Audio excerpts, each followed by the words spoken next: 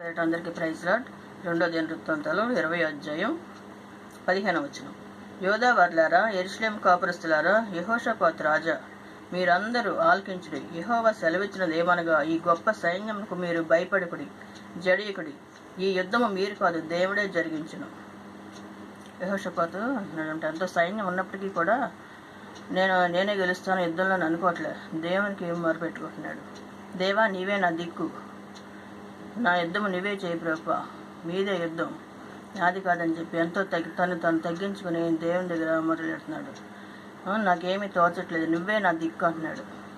అదేవిధంగా మనం ఏ విషయంలో కూడా మనం హెచ్చించుకోకుండా ప్రతి విషయంలో తగ్గించుకుంటూ దేవునికి మొరపెట్టుకుంటూ, నీవేనైనా నాకు ఏ సహాయం చేసినని చెప్పి దేవుని మీద ఆధారపడినప్పుడు ఆయన మనకి తోడునేడుగా ఉండి మనకు సహాయం చేస్తాడు.